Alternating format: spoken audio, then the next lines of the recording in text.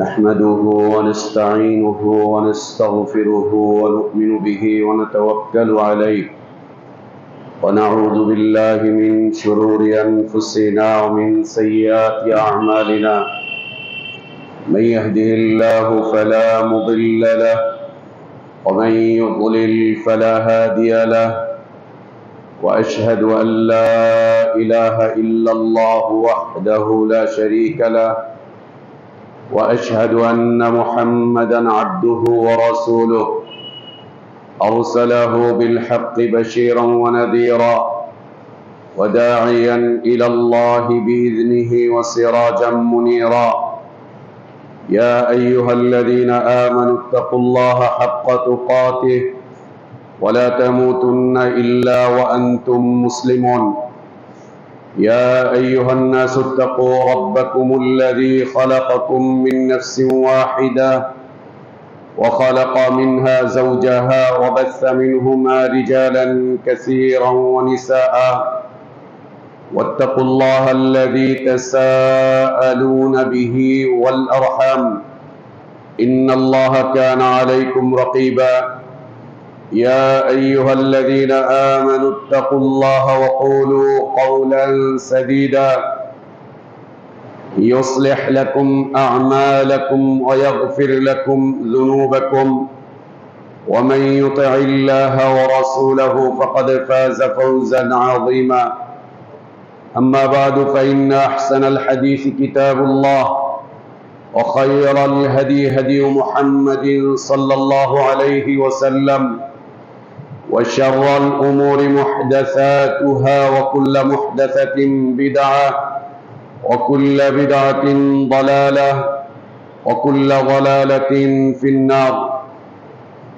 أعوذ بالله من الشيطان الرجيم قد كانت لكم أسوة حسنة في إبراهيم والذين معه إذ قالوا لقومهم إنا براء منكم ومما تعبدون من دون الله كفرنا بكم وبدا بيننا وبينكم العداوة والبغضاء أبدا حتى تؤمنوا بالله وحده إلا قول إبراهيم لأبيه لا أستغفرن لك وما أملك لك من الله من شيء ربنا عليك توكلنا وإليك أنبنا وإليك المصير وقال سبحانه لقد كان لكم في رسول الله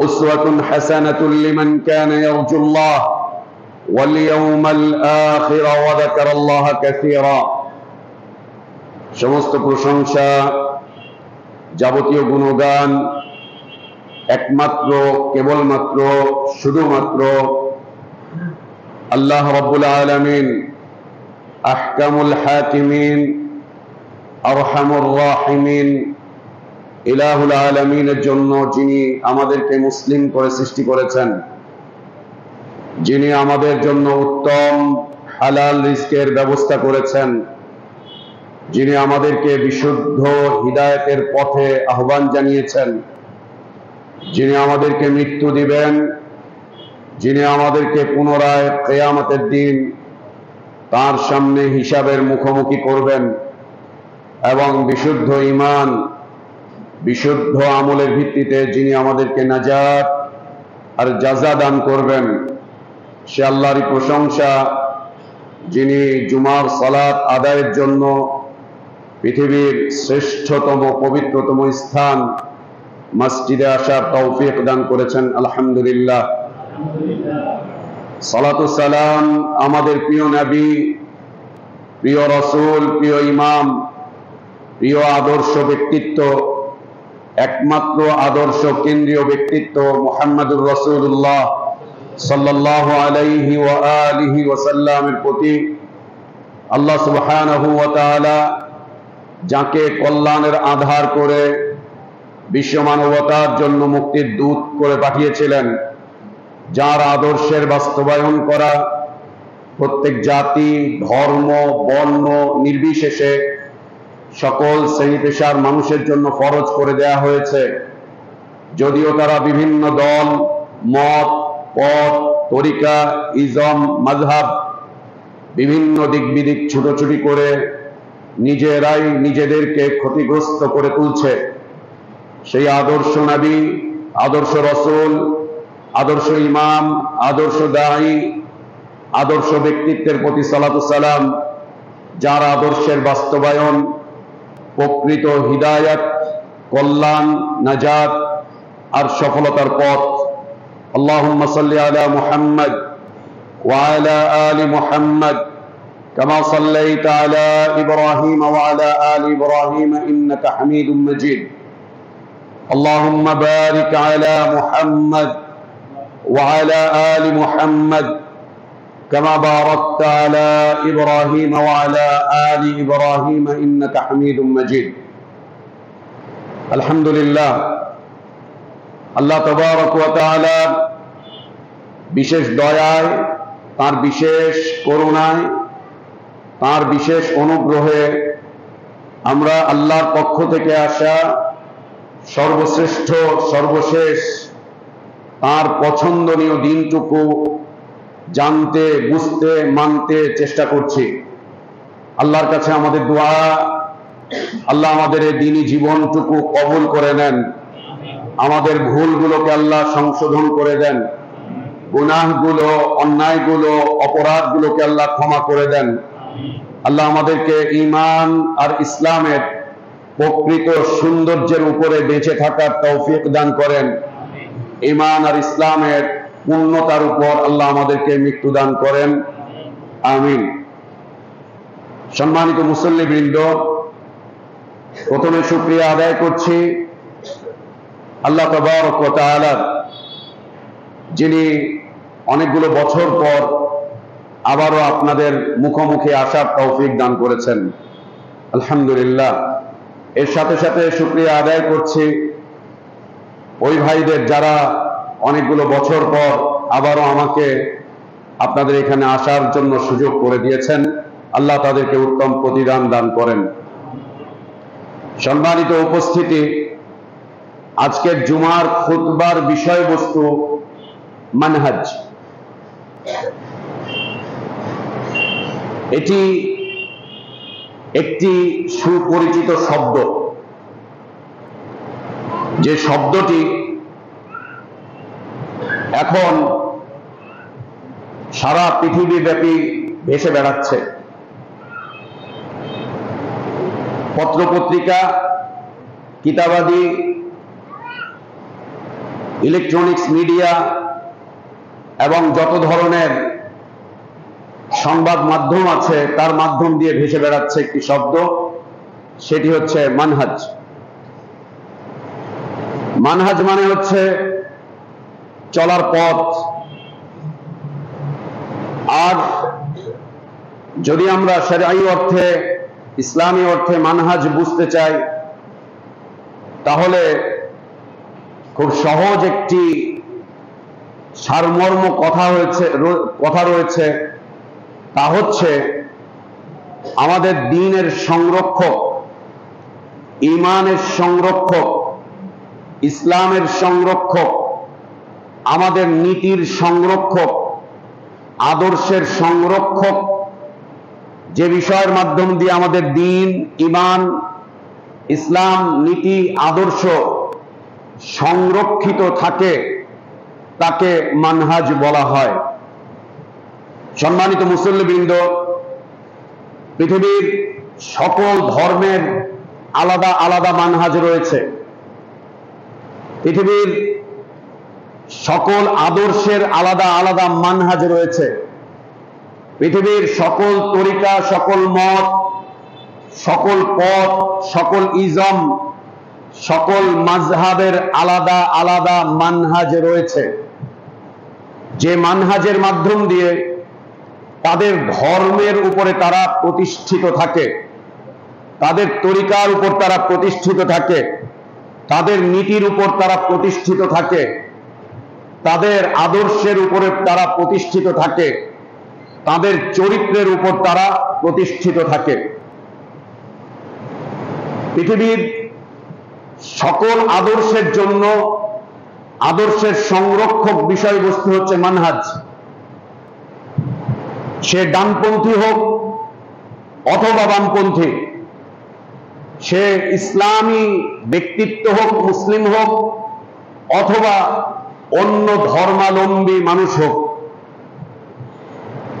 যারা ইহুদি রয়েছে তারা ইহুদিয়াতের উপরে খুব কঠিনভাবে টিকে আছে একটি মানহাজের মাধ্যম দিয়ে। যারা নাসারা রয়েছে তারা তাদের নাসরানিয়াতের উপর খুব কঠিনভাবে টিকে আছে একটি মানহাজের মাধ্যম দিয়ে। যারা হিন্দু রয়েছে, কট্টর হিন্দুত্ববাদে বিশ্বাস করে, তাদের হিন্দুত্ববাদের উপরে তারা প্রতিষ্ঠিত আছে মানহাজের মাধ্যম দিয়ে। যারা বুদ্ধিস্ট আছে তারা এই বৌদ্ধ ধর্মের উপরে প্রতিষ্ঠিত আছে তাদের বৌদ্ধ ধর্মের মানহাজের মাধ্যম দিয়ে। যারা নাস্তিক আছে তাদের নাস্তিকতারও একটি মানহাজ আছে। যারা ধর্মনিরপেক্ষতার আন্দোলন করছে তাদের একটি মানহাজ রয়েছে। যারা সমাজতন্ত্রের আন্দোলন করছে তাদেরও একটি মানহাজ রয়েছে। যারা জাতীয়তাবাদের আন্দোলন করছে তাদেরও একটি মানহাজ রয়েছে। যারা অন্যান্য তন্ত্র মন্ত্র ইজমের উপর প্রতিষ্ঠিত আছে, এর জন্য আন্দোলন করছে, সংগ্রাম করছে, ত্যাগ দিচ্ছে, জুলুম নিপীড়নের শিকার হচ্ছে, এর পথে জীবন উৎসর্গ করছে, রক্ত বিলাচ্ছে, রক্ত ঝরাচ্ছে, সব কিছুকে উৎসর্গ করছে যে বিষয়টির মাধ্যম দিয়ে, সেটি হচ্ছে মানহাজ। আফসোসের বিষয়বস্তু হচ্ছে ইহুদিরা ইহুদিয়াতের উপরে তাদের মানহাজ নিয়ে খুব কঠিনভাবে টিকে আছে, নাসারারা নাসরানিয়াতের উপর খুব কঠিনভাবে টিকে আছে, বৌদ্ধরা বৌদ্ধত্ববাদের উপরে খুব কঠিনভাবে টিকে আছে তাদের মানহাজের মাধ্যম দিয়ে। অন্যান্য ধর্মাবলম্বীরা, অন্যান্য বিজাতীয় মতবাদে বিশ্বাসীরা তাদের ধর্ম এবং মতবাদগুলোর উপর খুব কঠিনভাবে টিকে আছে তাদের মানহাজের মাধ্যম দিয়ে। আফসোসের বিষয়, মুসলিমগণ, আমরা যারা ইসলাম মানি, আমরা যারা আল্লাহ তাওহীদে বিশ্বাস করি, আমরা যারা কালিমা শাহাদা পাঠ করেছি, আমরা যারা রাসূলের রিসালাতে বিশ্বাস করি, আমরা যারা এক কিবলাকে সামনে রেখে আল্লাহর ইবাদত করি, আমরা যারা এক কিতাবকে সামনে রেখে হিদায়াতের পথে চলার চেষ্টা করি, আজ আমরা সেই মুসলিমরা হচ্ছে মানহাজ শূন্য এক মুসলিম। এই মানহাজে শূন্যতার কারণে আজ ইসলামে এত ফিরকাবন্দি, মুসলিমে মুসলিমে এত শত্রুতা, মুসলিমে মুসলিমে এত দলাদলি, মুসলিমের রক্ত মুসলিম চুষে খাচ্ছে, মুসলিম মুসলিমের রক্ত নিয়ে হোলি খেলছে, মুসলিম মুসলিমের শত্রুতে পরিণত হয়েছে। বরং আমরা বলতে পারি যে মানহাজ না থাকার কারণে ইসলামের প্রকৃত রূপ, ইসলামের প্রকৃত চেহারা, ইসলামের প্রকৃত রং, ইসলামের প্রকৃত বিষয়বস্তু আজ মুসলিমরা হারাতে বসেছে। শুধু এতটুকুই নয়, মুসলিমদের থেকে হারিয়ে চলে গিয়েছে, শেষ হয়ে গিয়েছে, বরবাদ হয়ে গিয়েছে, ধ্বংস হয়ে গিয়েছে। উপস্থিতি, মানহাজের মাধ্যম দিয়ে আমরা আমাদের দ্বীনের উপরে প্রতিষ্ঠিত থাকতে পারি। মানহাজের মাধ্যম দিয়ে আমরা ঈমানের উপরে সুদৃঢ় মজবুত থাকতে পারি। মানহাজের মাধ্যম দিয়ে আমাদের আকীদার সংরক্ষণ হতে পারে। মানহাজের মাধ্যম দিয়ে আমাদের সেই চিরন্তন আদর্শ, যে আদর্শ আল্লাহ তাবারক ওয়া তাআলা মুহাম্মদুর রাসূলুল্লাহ সাল্লাল্লাহু আলাইহি ওয়া আলিহি ওয়াসাল্লামের মাধ্যম দিয়ে আমাদেরকে দান করেছেন, তার উপর আমরা সুপ্রতিষ্ঠিত থাকতে পারি। মানহাজ নষ্ট হয়ে গেলে পরে দ্বীন নষ্ট হয়ে যায়, ঈমান নষ্ট হয়ে যায়, আকীদা নষ্ট হয়ে যায়, চলার পথ নষ্ট হয়ে যায়, চলার মত নষ্ট হয়ে যায়, চলার গতি বরবাদ হয়ে যায়, আদর্শ বরবাদ হয়ে অন্যান্য বিজাতীয়দের আদর্শের কাছে ভিখারির মতো ঘুরে ফিরে বেড়াতে হয়। এ হচ্ছে মানহাজের অবস্থান। উপস্থিতি, ঈমান সংরক্ষণ করা এত কঠিন নয় যত কঠিন মানহাজ সংরক্ষণ করা। দ্বীন সংরক্ষণ করা এত কঠিন নয় যত কঠিন মানহাজ সংরক্ষণ করা। ইসলাম সংরক্ষণ করা এত কঠিন নয় যত কঠিন মানহাজ সংরক্ষণ করা, যত কঠিন মানহাজ সংরক্ষণ করা, আদর্শ রক্ষা করা তত কঠিন নয়। অনেক কঠিন এক বিষয়বস্তু হচ্ছে মানহাজ, যার উপরে প্রতিষ্ঠিত ছিলেন সাহাবায়ে কেরাম রাদিয়াল্লাহু আনহুম আজমাইনগণ। এর উপর প্রতিষ্ঠিত থাকতে গিয়ে আমরা দেখে এসেছি অতীতের নবী রাসূলগণকে কি পরিমাণ ত্যাগ স্বীকার করতে হয়েছে, কি পরিমাণ জুলুম অন্যায় অত্যাচার স্বীকার করতে হয়েছে, কি পরিমাণ নিপীড়ন আর নির্যাতন স্বীকার করতে হয়েছে, কি পরিমাণ অন্যায় আর অপদস্থতার মুখোমুখি হতে হয়েছে, কি পরিমাণ অসভ্যতার মাঝে তাদেরকে ফেলে দেওয়ার চেষ্টা করা হয়েছে। আমরা দেখতে পাই একটি বিষয়কে কেন্দ্র করে, সেটি হচ্ছে মানহাজ। মানহাজ মুসলিমদেরকে আপোষহীন বানায়, মানহাজ মুসলিমদেরকে সারা পৃথিবীতে এক চরিত্রে চরিত্রবান বানায়, মানহাজ সারা পৃথিবীর মুসলিমদেরকে এক দেহে পরিণত করে, মানহাজ সারা পৃথিবীর মুসলিমদেরকে এক আদর্শে প্রতিষ্ঠিত করে, মানহাজ সারা পৃথিবীর মুসলিমদেরকে এক রূপ এবং এক রঙে পরিণত করে। এ মানহাজ যদি হারিয়ে যায় তাহলে দিন হারিয়ে যাবে, ঈমান হারিয়ে যাবে, ইসলাম হারিয়ে যাবে, আদর্শ হারিয়ে যাবে, নীতি হারিয়ে যাবে, চলার পথ হারিয়ে যাবে, চলার গতি হারিয়ে যাবে, আমল আখলাক গুলো সম্পূর্ণ হারিয়ে যাবে। এবং যা হয়েছে আমরা তা দেখতেই পাচ্ছি। আজ উম্মতে ইসলাম মানহাজের ক্ষেত্রে ভিখারি।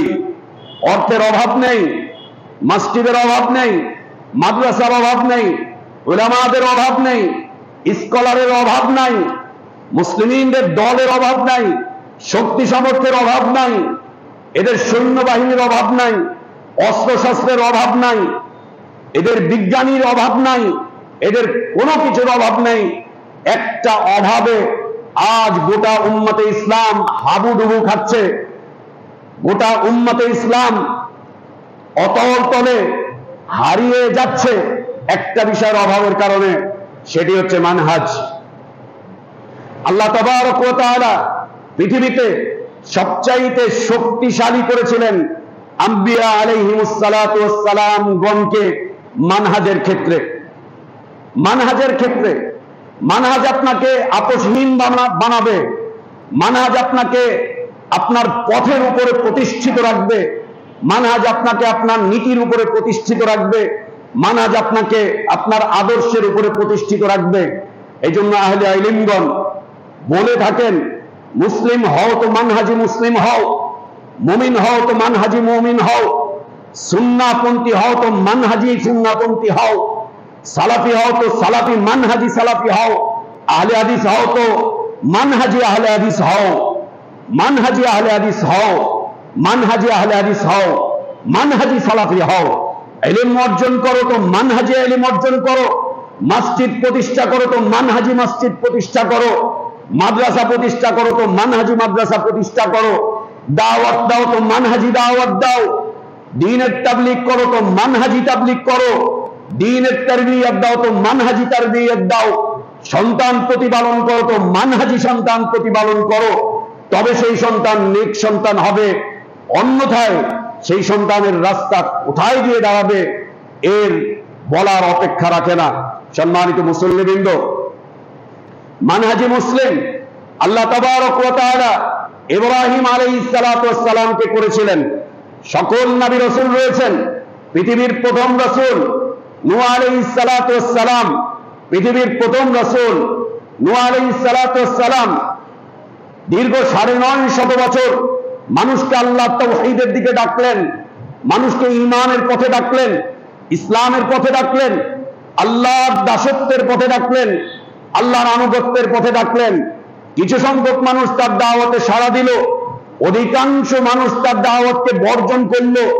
একটা পর্যায়ে তিনি আল্লাহ তাবারক ওয়া তাআলার কাছে এই বর্জনকারী মানুষগুলোর বিরুদ্ধে নালিশ করলেন, আবেদন জানালেন আল্লাহ তাবারক ওয়া তাআলার কাছে যে এদেরকে আপনি নাস্তানাবুদ করেন, এদের ঘরগুলোকে ধ্বংস করে দেন, এদেরকে সমূলে পৃথিবী থেকে উৎখাত করেন। আল্লাহ তাবারক ওয়া তাআলা তার দোয়া কবুল করলেন। অতঃপর আল্লাহ তাবারক ওয়া তাআলা তাকে জানিয়ে দিলেন পৃথিবীতে এক প্লাবন আসতে যাচ্ছে, বন্যা জলোচ্ছ্বাস আসতে যাচ্ছে, এর থেকে শুধুমাত্র মুমিনগণ বাঁচবে, শুধুমাত্র তারাই বাঁচবে যারা নূহ আলাইহিস সালাতু ওয়াস সালামের দাওয়াতকে কবুল করে নেবে, শুধুমাত্র তারাই বাঁচবে। বাঁচার পদ্ধতিও আল্লাহ তাবারক ওয়া তাআলা জানিয়ে দিলেন, বলে দিলেন তুমি একটা কিস্তি তৈরি করো, সাফিনা তৈরি করো, নৌকা তৈরি করো। নৌকা যথাসময়ে তৈরি করলেন তিনি। লোকজন তার নৌকা তৈরি করা দেখে উপহাস করতে লাগলো, তিনি উপহাস সহ্য করতে লাগলেন। একটা পর্যায়ে আল্লাহ তাবারক ওয়া তাআলা নূহ আলাইহিস সালাতু ওয়াস সালামকে তার অনুসারীদেরকে নিয়ে নৌকায় আরোহণ করতে আদেশ করলেন। তিনি নৌকায় আরোহণ করার পর আল্লাহ তাবারক ওয়া তাআলা আসমানকে এবং জমিনকে আদেশ করলেন, এই জমিন, তোমার এই পেটের ভিতরে যত পানি আছে সব পানিকে তুমি উথলে উঠাও। আকাশকে আদেশ করলেন, এই আকাশ, তুমি তোমার মধ্যে যত পানি আছে সব পানিকে তুমি নিচের দিকে বর্ষণ করো।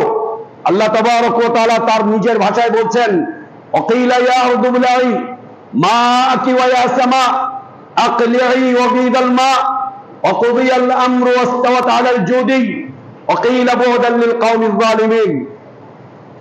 আল্লাহ তাবারক ওয়া তাআলা জমিনকে আদেশ করলেন, জমিন, তুমি পৃথিবীর বুক চিরে পানিগুলোকে উথলে উঠাও। আকাশকে আদেশ করলেন, পানিগুলোকে তুমি বর্ষণ করো। নূহ আলাইহিস সালাতু ওয়াস সালাম নৌকায় আরোহণ করলেন। নৌকা পানির তলে উপরে উঠতে উঠতে পাহাড় সম পরিমাণ উঠে গেল। একটা পর্যায়ে নূহ আলাইহিস সালাতু ওয়াস সালাম দেখলেন তার ঔরসে জন্মগ্রহণ করা সন্তান সে পানিতে ডুবে যাচ্ছে, হাবুডুবু খাচ্ছে, পানিতে ডুবে যাচ্ছে, হাবুডুবু খাচ্ছে। তিনি আল্লাহর কাছে বললেন, ওয়ানাদা নূহু রাব্বাহু ফাকালা রাব্বি ইন্না বিনি মিন আহলি ওয়া ইন্না ওয়াদাকাল হক ওয়া আনতা আহকামুল হাকিমিন। নূহ আলাইহিস সালাতু ওয়াস সালাম আল্লাহর কাছে প্রার্থনার স্বরে বললেন, ইন্না বিনি মিন আহলি, হে আল্লাহ, এই যে ছেলে, এই ছেলে আমার পরিবারভুক্ত, আমারই ঔরসজাত সন্তান, আমারই ছেলে। আপনি ওয়াদা করেছিলেন আপনি আমার পরিবারকে বাঁচাবেন, ও তো ডুবে যাচ্ছে, আল্লাহ ওকে বাঁচান, আল্লাহ আপনি ওকে উদ্ধার করেন।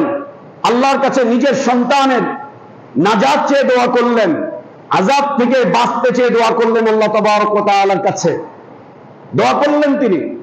এই দোয়া করার আগে তিনি তার ছেলেকে বলেছিলেন, যে ছেলে, উঠে আসো আমার সাথে, আমার নৌকায় চলে আসো আমার সাথে। ছেলে বলছিল, নৌকায় চড়বো না, আমি পাহাড়ের চূড়ায় উঠবো। যদি পাহাড়ের চূড়ায় উঠবো, তোমার সাথে নৌকায় উঠবো না। এই নৌকা ছিল মানহাজি নৌকা, এই দাওয়াত ছিল মানহাজি দাওয়াত। নবীর সাথে যে মানুষগুলো ছিলেন তারা ছিলেন মানহাজি মুসলিম, মানহাজি উম্মাত। ছেলে অস্বীকার করছে বাবার সাথে যেতে। ছেলে বলছে, আমি যদি পাহাড়ে উঠবো, উঠে ওখানে আমি নিরাপত্তা লাভ করবো। নূহ আলাইহিস সালাতু ওয়াস সালাম বললেন, লা আসিমাল ইয়াউমা মিন আমরিল্লাহি ইল্লা মান রাহিম। আজকে আল্লাহ যাদের উপরে দয়া করবেন তারা ছাড়া আল্লাহর এই আযাব থেকে কেউ রেহাই পাবে না। হলো তাই, পানি আসতে শুরু করলো। তিনি দোয়া করলেন আল্লাহর কাছে, আল্লাহ আমার ছেলেকে বাঁচাও, ওকে হেফাজত করো। আল্লাহ তাবারক ওয়া তাআলা নূহ আলাইহিস সালাতু ওয়াস সালামকে জবাব দিতে গিয়ে বলছেন, ইন্নাহু লাইসা মিন আহলিক। এই নূহ, এই যে তোমার ছেলে ডুবে যাচ্ছে, এ তোমার পরিবারের কেউ না। তুমি ওকে জন্ম দিয়েছো, তোমার রক্ত ওর শরীরে আছে, তো দুনিয়ার হিসাবে তুমি ওর পিতা, কিন্তু ও তোমার পরিবারের কেউ না। এর কারণ, ইন্নাহু আমালুন গায়রু সালিহ, ইন্নাহু আমালুন গায়রু সালিহ। আবার শুনেন, ইন্নাহু আমালুন গায়রু সালিহ। তোমার এই ছেলে সৎ আমল করাকে পরিত্যাগ করেছে, সৎ আমল করাকে বর্জন করেছে, নবীর দাওয়াতকে প্রত্যাখ্যান করেছে, ঈমানের দাওয়াতকে প্রত্যাখ্যান করেছে, ইসলামের দাওয়াতকে প্রত্যাখ্যান করেছে, আল্লাহর রুবুবিয়্যতের দাওয়াতকে প্রত্যাখ্যান করেছে, আল্লাহর তাওহীদের দাওয়াতকে প্রত্যাখ্যান করেছে, নবীর আদর্শকে প্রত্যাখ্যান করেছে। যেহেতু ও এগুলোকে প্রত্যাখ্যান করেছে, তুমি ওর জন্মদাতা বাবার হওয়ার পরে ও তোমার কেউ না, ও তোমার কেউ না। এবং ইসলামের বিধান শুনেন, আল্লাহর নবী সাল্লাল্লাহু আলাইহি ওয়াসাল্লাম বলেছেন, কোন বাবা যদি খাঁটি মুসলিম হয়, কোন মা যদি খাঁটি মুসলিম হয়, আর তার সন্তান যদি বিজাতীয় মতবাদে বিশ্বাসী হয়, ইসলাম বিরোধী মতবাদে বিশ্বাসী হয়, ইসলাম বিরুদ্ধ পথে আন্দোলনকারী হয়, সংগ্রামকারী হয়, বাবা বিশুদ্ধ মুসলিম, খাঁটি মুসলিম, তার ছেলে ধর্মনিরপেক্ষ মতবাদে বিশ্বাসী, তার ছেলে সমাজতন্ত্রে বিশ্বাসী, তার ছেলে সাম্রাজ্যবাদে বিশ্বাসী, তার ছেলে অমুক মতবাদ তমুক মতবাদে বিশ্বাসী। ইসলামের বিধান হচ্ছে এই ছেলে শুধুমাত্র তার সাথে তার বাবার রক্তের সম্পর্ক আছে, অন্য কোনো সম্পর্ক থাকবে না। এই বাবা যদি মারা যায়, এই সন্তান বাবার কোনো মালের মিলাস পাবে না। আল্লাহর বিধান সেই নূহ আলাইহিস সালাতু ওয়াস সালাম থেকে বিধান সূচনা মুহাম্মদ সাল্লাল্লাহু আলাইহি ওয়াসাল্লাম পর্যন্ত এসে বিধান আল্লাহ তাবারক ওয়া তাআলা সংরক্ষণ করেছেন। কোন মুসলিম অমুসলিমের মিরাস নিতে পারে না, কোন অমুসলিম মুসলিমের মিরাসের অধিকারভুক্ত হতে পারে না, এটা নিষিদ্ধ। অতএব সন্তানকে বিশুদ্ধ দ্বীনের পথে নিয়ে আসেন, বিশুদ্ধ দ্বীনের পথে নিয়ে আসেন। আপনি আপনার সন্তানকে আপনার সন্তান বলে দাবি করতে পারেন, আল্লাহর আদালতে দাঁড়াতে হবে। আল্লাহ বলছেন এই সন্তান আপনার নয়, এই সন্তান আপনার নয়। নূহ আলাইহিস সালাতু ওয়াস সালামকে আল্লাহ তাবারক ওয়া তাআলা বললেন, ইন্নাহু লাইসা মিন আহলিকা, এ তোমার কেউ না, এ তোমার কেউ না। ইন্নাহু আমালুন গায়রু সালিহ, ও খারাপ কাজ করেছে, ও দাওয়াতে সাড়া দেয়নি। ফালা তাসআলনি মা লাইসা লাকা বিহি ইলম, এই নূহ তুমি এমন কোন বিষয়ে আমার কাছে দোয়া করতে যেও না, প্রার্থনা করতে যেও না, এমন কোন বিষয় তুমি আমার কাছে চাইতে যেও না যেটার জ্ঞান তোমার নেই। আল্লাহ ধমক দিয়ে দিলেন, বিষয়বস্তু এখানে ছিল মানহাজ। আল্লাহ ধ্বংস করে দিলেন নূহ আলাইহিস সালাতু ওয়াস সালামের সন্তানকে, তার স্ত্রীকে এবং তার দাওয়াতে অবিশ্বাসী ব্যক্তিবর্গকে আল্লাহ তাবারক ওয়া তাআলা সমূলে ধ্বংস করে দিলেন। আস্তে আস্তে মানহাজ চলে আসলো ইব্রাহিম আলাইহিস সালাতু ওয়াস সালাম পর্যন্ত। ইব্রাহিম আলাইহিস সালাতু ওয়াস সালাম এই মানহাজের উপরে প্রতিষ্ঠিত ছিলেন। ইব্রাহিম আলাইহিস সালাতু ওয়াস সালামের বিষয়বস্তুগুলো নিয়ে কোরআনুল কারীম থেকে অধ্যয়ন করবেন। সূরাতুল আম্বিয়া, এরপরে সূরাতুল ইব্রাহিম এবং অন্যান্য সূরাগুলোতে আল্লাহ তাবারক ওয়া তাআলা ইব্রাহিম আলাইহিস সালাতু ওয়াস সালামের বিষয়বস্তু তুলে ধরেছেন এবং তার মানহাজের কথাকে আল্লাহ তাবারক ওয়া তাআলা সূরাতুল মুমতাহিনাতে তুলে ধরেছেন। আল্লাহ বলছেন, ক্বাদ কানাত লাকুম উসওয়াতুন হাসানাতুন ফি ইব্রাহিম, ইব্রাহিমের জীবনীতে রয়েছে তোমাদের জন্য সর্বোত্তম নিদর্শন। সেটা কি? ইয ক্বালু লিকাওমিহিম, ইব্রাহিম যখন তার কওমকে বলেছিল, ইন্না বুরাউ মিনকুম, ও আমার জাতি, আমার বাপ, আমার চাচা, আমার ভাই, আমার ব্রাদার, আমার গোষ্ঠী, আমার আত্মীয় স্বজন, আমার সমাজের লোকজন, তোমরা শুনে নাও, ইন্না বুরাউ মিনকুম, তোমাদের ওই সমস্ত নীতি আদর্শ, তোমাদের ওই সমস্ত রাজনীতি, তোমাদের ওই সমস্ত সমাজনীতি, তোমাদের ওই সমস্ত অর্থনীতি, তোমাদের ওই সমস্ত আদর্শগুলো থেকে আমি নিজেকে সম্পূর্ণরূপে আলাদা বলে ঘোষণা করছি। তোমরা আমার বাপ, চাচা, দাদা, তোমরা আমার লোক, আমার গোষ্ঠী, আমার রক্তের, কিন্তু তোমাদের সাথে আমি ঘোষণা করছি তোমাদের আদর্শ আর আমার আদর্শ এক নয়। তোমাদের আদর্শ থেকে আমি নিজেকে সম্পূর্ণ রূপে মুক্ত করে নিচ্ছি, পুত পবিত্র করছি। তিনি তার কওমকে বললেন, ইন্না বুরাউ মিনকুম, তোমাদের আদর্শের ক্ষেত্রে আমি তোমাদের সাথে সম্পর্ক ছিন্ন করছি। অমিম্মা তা'বুদুনা মিন দুনিল্লাহ, আল্লাহ ছাড়া তোমরা যত কিছুর ইবাদত করছো সেগুলোর সাথে আমি আমার সম্পর্ক ছিন্ন করছি। কাফারনা বিকুম, এবং তোমরা যে আদর্শের উপরে আছো এই আদর্শকে আমি অস্বীকার করছি। যে নীতির উপরে আছো এই নীতিকে আমি অস্বীকার করছি। যে পথের উপরে আছো সেই পথকে আমি অস্বীকার করছি। যে জীবনের গতির উপরে আছো এই গতিকে আমি অস্বীকার করছি। এগুলোকে আমি নিজের থেকে দূরে সরাচ্ছি, এগুলো থেকে নিজের সম্পর্ককে আমি ছিন্ন করছি। অমিম্মা তা'বুদুনা মিন দুনিল্লাহ কাফারনা বিকুম। এরপরে তিনি বলছেন, ওয়াবাদা বাইনানা ওয়া বাইনাকুমুল আদাওয়াতু ওয়াল বাগদা, আজকে থেকে শুরু হতে যাচ্ছে তোমাদের সাথে আমার আদাওয়াত এবং বগদ, শত্রুতা এবং ঘৃণা। তোমাদের এই আদর্শকে আমি ঘৃণা করি, তোমাদের এই নীতিকে আমি ঘৃণা করি, তোমাদের এই চরিত্রকে আমি ঘৃণা করি, তোমাদের এই জীবনযাপনের গতিকে আমি ঘৃণা করি, এবং এর সাথে আমার চিরন্তন শত্রুতা শুরু হলো।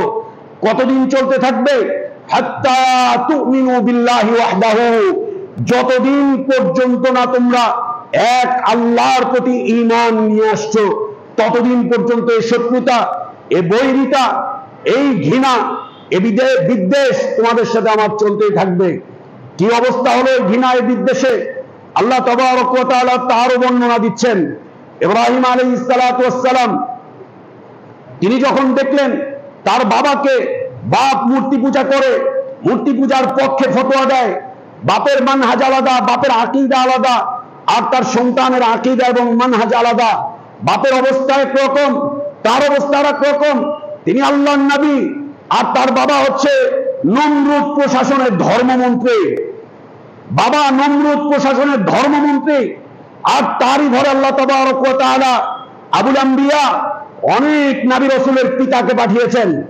বাবা নমরুদ প্রশাসনের ধর্মমন্ত্রী, নমরুদ প্রশাসনের প্রধান মুফতি, বাবা নমরুদ প্রশাসনের প্রধান ধর্ম ব্যবসায়ী, বাবা নমরুদ প্রশাসনের প্রধান কর্তা ব্যক্তি, এই অবস্থার উপরে সে চলছে, আর তারই ঔরসে আল্লাহ তাবারক ওয়া তাআলা পাঠিয়েছেন না অনেক নবী রাসূলগণের পিতা ইব্রাহিম আলাইহিস সালাতু ওয়াস সালামকে।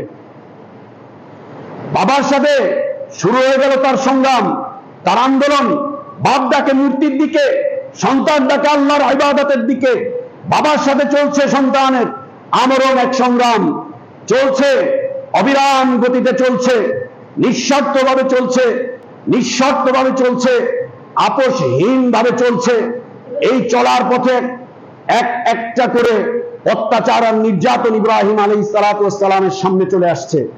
কোনোভাবেই যখন ইব্রাহিম আলাইহিস সালাতু ওয়াস সালামকে এই মানহাজি দাওয়াত থেকে তারা বিরত রাখতে পারছে না, থামাতে পারছে না, এই গতিকে কোনোভাবেই যখন বন্ধ করতে পারছে না, ওদের নীতির বিরুদ্ধে বক্তব্য করা থেকে যখন কোনোভাবেই তাকে বিরত রাখতে পারছে না, ওদের আদর্শের বিরুদ্ধে কথা বলা থেকে যখন কোনোভাবেই বিরত রাখতে পারছে না, একটা পর্যায়ে সম্মিলিত সিদ্ধান্ত হলো ইব্রাহিমকে আগুনে পুড়িয়ে মারতে হবে, ইব্রাহিমকে আগুনে পুড়িয়ে মারতে হবে, নিশ্চিহ্ন করে দিতে হবে ইব্রাহিমকে।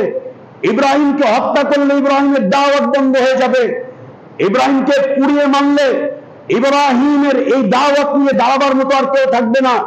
নিশ্চিহ্ন করো ইব্রাহিমকে।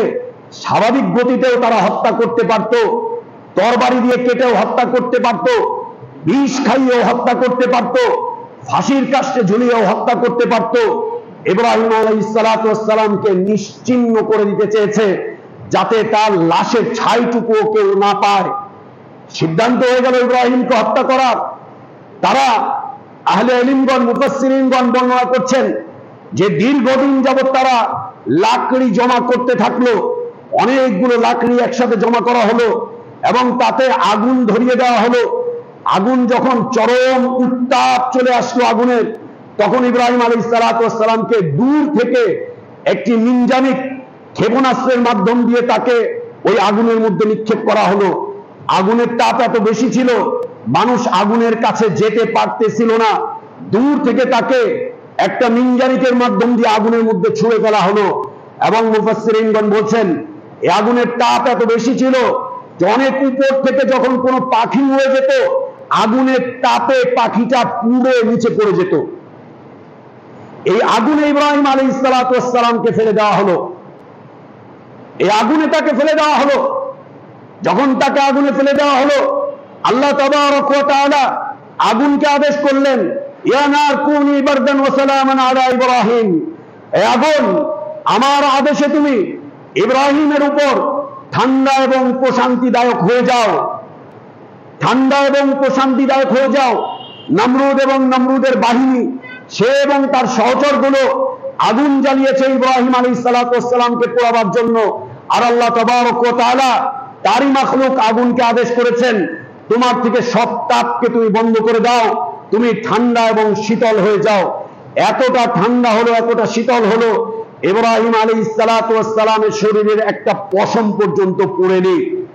ইব্রাহিম আলাইহিস সালাতু ওয়াস সালামকে ওরা এই হাত পিছন মুড়া করে বেঁধে, এরপরে পা বেঁধে, তাকে একবারে হাত পা মুড়া করে বেঁধে আগুনের মধ্যে ফেলা হয়েছিল। এবং আগুন ইব্রাহিম আলাইহিস সালাতু ওয়াস সালামের শরীরের কোনো অংশকে পোড়ায়নি, শুধুমাত্র হাতের রশি, পায়ের রশি এতটুকু পুড়েছিল।